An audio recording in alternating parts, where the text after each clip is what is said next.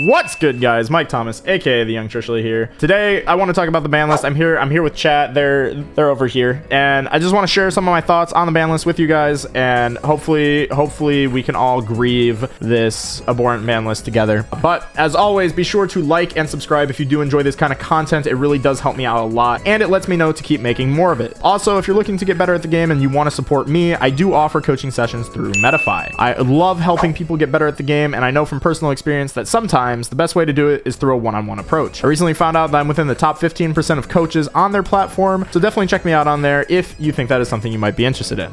Anyway, without wasting any more of your time, let's hop right into it. So I think the first thing obviously we have to talk about with the ban list is the banned cards. They made some interesting hits. They hit Fairy Tale Snow, which was definitely a good hit. I don't know why Fairy Tale Snow ever came off the ban list. That card, we have never been allowed to play nicely with this card. This card does not play nicely with the other pieces of cardboard. It should have never been allowed back into the playground. I'm glad they got rid of it, though. I will miss it. It was fun playing with it for a little while again, but this is the snatch steal of our generation. They also banned Ronin Toaded. Ronin Toaded is a really interesting hit to Sprite, and I don't really know if I think it was a good hit. I think it was a good hit. Like, if you're not gonna ban the Toad, I think Ronin is definitely the card to ban, but it really doesn't like stop Sprite from doing Sprite things, right? Because you can still make the same end board in Sprite. You just, off of the gigantic Sprite, you just summon the swap, you dump another swap, and then you summon any monster, you make the elf, and then you reborn the swap, and then you still make Toad. So the real thing that swap being gone helps is that it's not as easy to play through hand traps with Sprite anymore as it used to be, and you also don't have as crazy as of a grind game as you did before, which I think is kind of fair. But honestly though, like, here's the other problem. Here's the other side of the coin, is that why would you play Sprite when you could play Terralement at this point? Sprite just feels like way too much of a glass cannon now in comparison to Terralement. So not really sure if hitting Sprite was necessary, at least not without also hitting Terralement more, but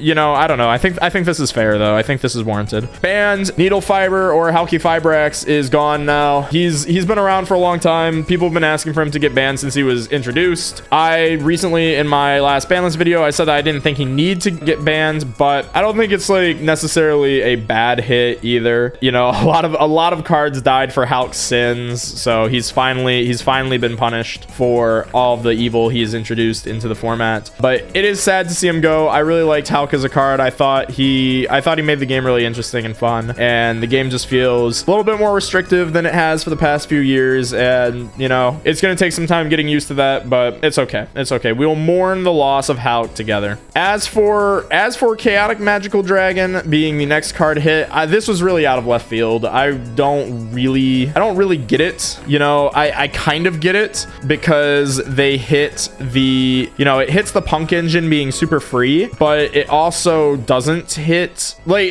really the only deck that played Chaotic Magical and like needed Chaotic Magical was Dragon Link, right? And it just feels weird to hit the Chaos Ruler because the Halq hit already really shuts down the Punk Engine. I don't really know what would ever play Chaos Ruler. Like, who would be playing the Punk Engine just to summon Chaos Ruler other than like dragons, right? So without the Punk hit, or without the Halq hit, the Chaos Ruler hit just doesn't make a ton of sense. But really, I think the thing that's sad about the Chaos Ruler hit is it kind of hurts Bisted Dragon Link before it could really walk. Like, they're kind of taking it out behind this shed and shooting it here, because Bisted Dragon Link is basically pure Dragon Link with some more extenders, some more hand traps in it, right? But the thing is with that variant of the deck is that you need kind of a loaded graveyard in order to play it. So taking away the Chaotic Magical makes that list a lot harder.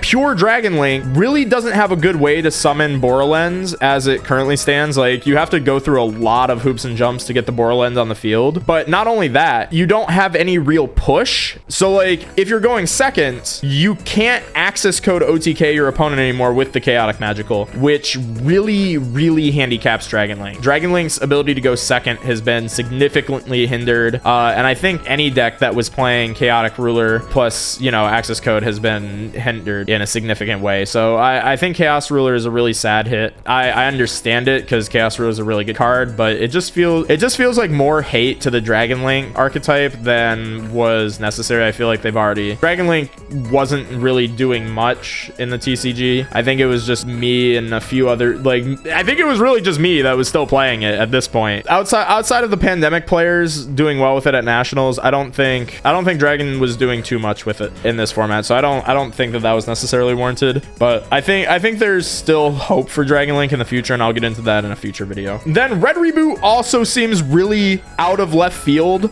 Red Reboot was like sometimes in people's side decks in this format and sometimes not. This card's really main use was to stop D-Barrier, and D-Barrier is just now, there's no counterplay to D-Barrier now. There's literally, like, if your opponent draws the 3 of D-Barrier, there's no card in your deck that you can hope to draw to beat that. So I don't really know. The Red Reboot ban feels like a miss. I feel like Red Reboot should have been coming up the list rather than down, you know? Like, I didn't think that it needed to go from 1 to 0. I think it could have gone from 1 to 2 or 3, and that would have been more healthy, because I think that with how many floodgates there are in the game, Red Reboot is a healthier card than an unhealthy card, because it punishes people for playing, you know, set a bunch of floodgates past turbo, which nobody enjoys playing against that. But I guess, you know, maybe Konami saw something that we didn't, so, you know, I guess trap players rejoice. But Red Reboot ban seems really weird. That seems really out of left field to me. So moving on to the limited cards. Limited cards were, you know, pretty interesting. A lot of the cards coming back were coming back because of cards they banned. So Substitute obviously is free to come back without Ronin Tonin. You can't do the infinite loop. I think Substitute coming back I think that's really telling of Ronin Toner's future on the ban list. I think that, like, if they had just planned to let Ronin be a temporary ban while, like, during the format where Sprite is, like, super dominant, right, they would not have brought back Substitute. I think Substitute coming back means that Ronin is probably on the ban list for a very long time. I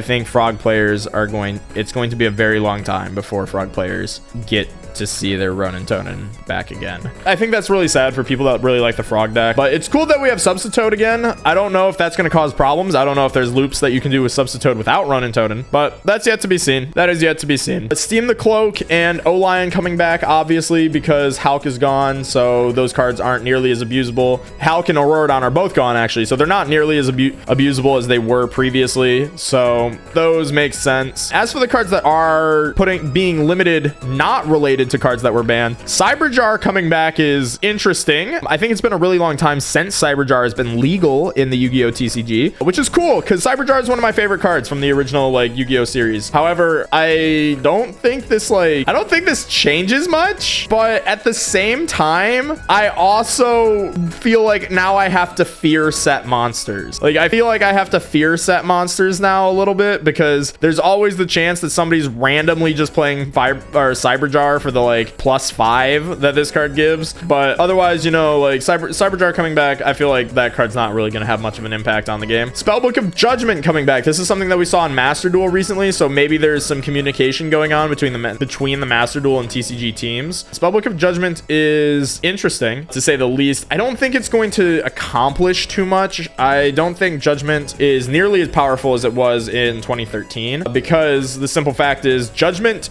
really is only good if you're playing, like, a spellbook deck, right? Like, because you have to start with Judgment and then it starts counting the spellbooks that you play after Judgment, and then it can do stuff. So Spellbook of Judgment is interesting, but I don't think it's gonna do too much. We might see some interesting lists come out with this. Like, there might be some, like, interesting stuff going on with, like, Runic Spellbook or something, maybe, but outside of that, I don't think this is gonna do too much, so I don't think this is too scary. Pointer of Red Lotus, though, is interesting that it's going to 1, because on my ban list video was completely wrong. Like, I missed the mark on every regard except for, like, Snow, right, in regards to this ban list. I think think a lot of people did too. You know, this ban list, I think, did a lot of things that people weren't expecting. But the appointer was interesting because I was actually moving in the opposite direction. I thought that Dust Shoot could come back because we're playing a pointer, you know, and a pointer is basically a better Dust Shoot. And, you know, a pointer is not that scary, right? Like, it's there, but it's not that scary. It hasn't really been a problem too much, especially when you have so many floodgates in the format, like anti-spell and a point, like anti-spell and a pointer. You have, you know, like all these going first cards. Eradicator 2 is in the format. A pointer to 1 feels really weird because now there's not really good ways to counter tribute removal except for Artifact Sanctum. And this is what makes me concerned, is that because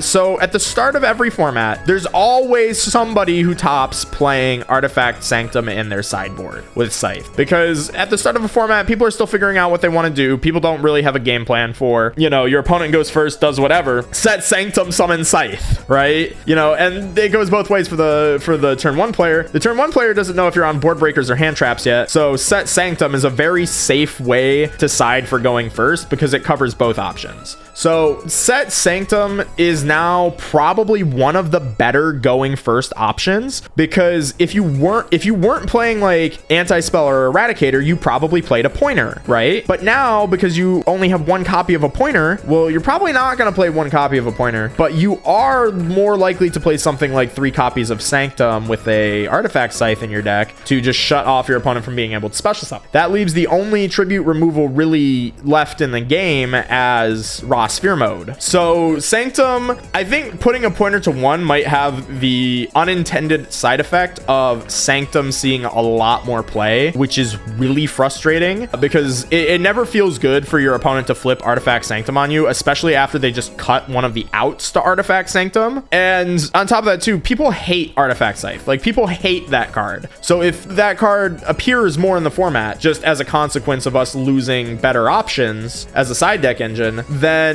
people are going to be upset about that. People are going to be really unhappy with that. And I don't think that that necessarily promotes the health of the format. So I'm not sure how to feel about a pointer to 1. I don't really know how to feel about it, though. It might be warranted, though, because I think the analogy that a pointer is basically a better Dust Shoot is kind of valid, which, you know, if Dust Shoot's banned, then a pointer probably shouldn't be, you know, super legal either, but who knows. So then there were no semi-limits on this list, which I think makes sense because I don't think semi-limits really do anything, but there were some unlimits, and the unlimits were interesting. So on the unlimits, we have Dynamite Knight, True Draco Fighter coming back. That, you know, that's overdue. True Draco's not doing anything without Masterpiece, so that's fine. Ben 10 back to 3 is interesting for Drytron. However, without Ava, Drytron I don't think is much of a threat with 3 Ben 10, so, you know, Ritual decks rejoice. Shooting Riser back to unlimited, correcting the absolute nonsense that was Shooting Riser to 1. I still don't understand what that hit was. I genuinely don't get it, and I don't think Konami understood either because they immediately unlimited it again. So I would like answers. I don't get what this was. I would like some answers. I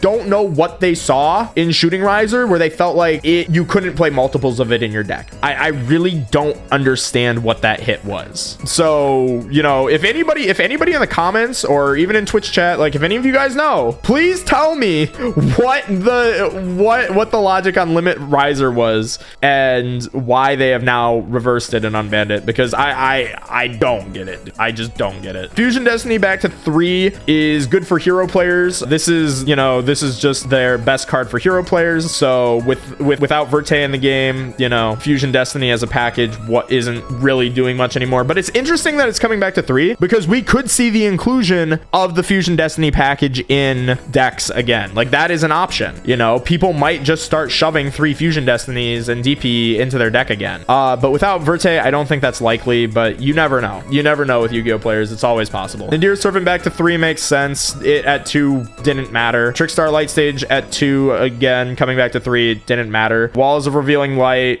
back to 3 again. Like, what was it doing at 2? A lot of these unlimits were just correcting semi-limits that didn't really make sense. And I think we talked about that in my previous video. I did forget about Draco, Dynamite Knight, and Ben 10 when I did make that video. I would have included them, but I did forget they were semi-limited. So, you know, these cards all coming back to 3 is fine because, you know, semi-limits, unless it's cards like Zodiac Rapier, Destiny Hero Malicious, but unless it's those cards, then I don't really think semi-limits do anything, you know, so I think that's fine. Like, these are all fine hits. But that was the ban list. I think my overall thoughts is that this wasn't a great list.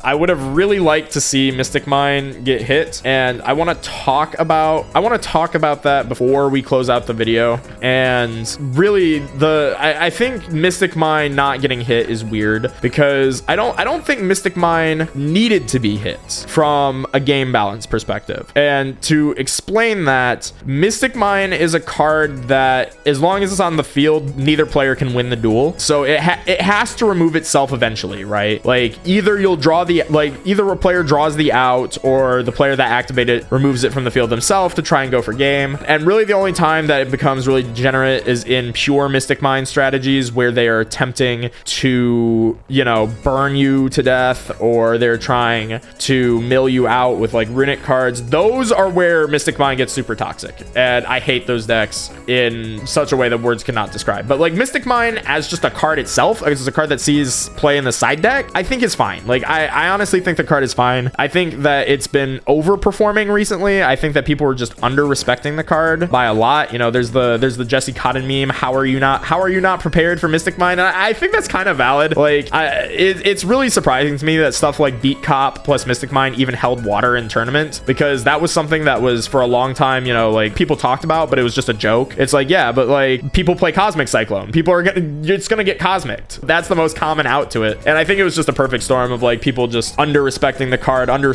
respecting back row in general, and then just not siding cards that would traditionally out Mystic Mine. But where I think Mystic Mine does cause problems, I think the real issue with Mystic Mine, and the reason why, you know, I think it would be warranted on the ban list, is the time rules, the time mechanics. Because something that we've seen recently, a recent develop in the metagame, has been that everybody is playing a card to win in time. Like, there is every extra deck, every side deck right now is playing something to win in time. Like Agave Dragon, Gagaga Cowboy, you know, people are playing Skullmark Ladybug, for God's sake. People are playing so many weird cards to just try and win in time. And I think the only reason that would make sense in this current format is because of Mystic Mine. And the way that I see that working out is very simple. So whoever wins game 1 is at an immediately huge advantage when Mystic Mine is present in a match. So like game 1, this is kind of a grindier format, right? So game 1 might take anywhere from 10 to 20 minutes, which is about, you know, a quarter to a half of the match entirely. And, you know, it could go even longer if you have an intense game, because grindy format, right? I've definitely played like 35 minute game 1s in this format at events. And what happens is that in game 2, regardless of who activates the Mystic Mine, game 3 will be played in time. Because if the player that wins game 1 activates Mystic Mine, that's their win condition. They don't need to concede because they're winning the game, because they have Mystic Mine on the field and they're up a game in the match. If player B activates Mystic Mine, while that's still their win condition, player A is up a game in the match, so they don't have to concede. They can continue to just play out the game and, you know, hunt for an out to the Mystic Mine, because they're going to be playing an out to Mystic Mine. They can just play out the game. So, and what'll happen is, because Mystic Mine, like when you have to like draw for the out, it wastes time. It uses about, like, you know, if you play a full game out to like say your out is like the last card in your deck, that's like a 10 or 15 minute, you know, period of drawing and passing, because it might take, you know, 30 to 60 seconds for a full rotation of draw a card, set a card, ditch a card, pass back to your opponent. They do the same, you know, and the opponent might even start thinking, well, let me think about this. You know, I could remove my Mystic Mine from the field this turn. Do I want to play this game this turn?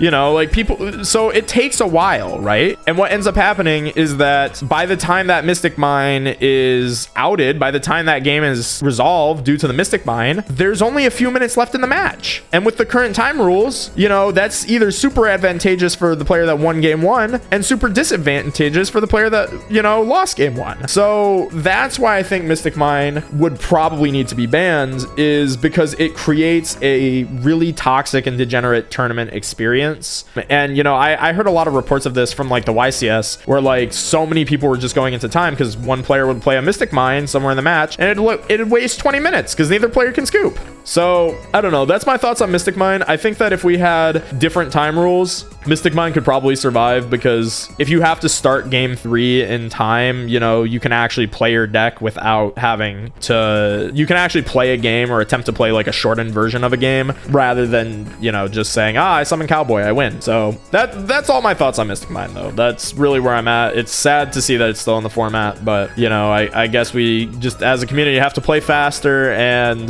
draw the out, I guess. That's all I have for you guys today. Let me know your thoughts on this ban list, and do you agree with what I've said? Do you disagree? Do you think this was a good ban list or a bad ban list? Would you have liked to see anything different on the ban list? Do let me know down in the comments. Remember to like and subscribe if you have not already. And I hope you enjoyed the video, and I hope to see you in the next one.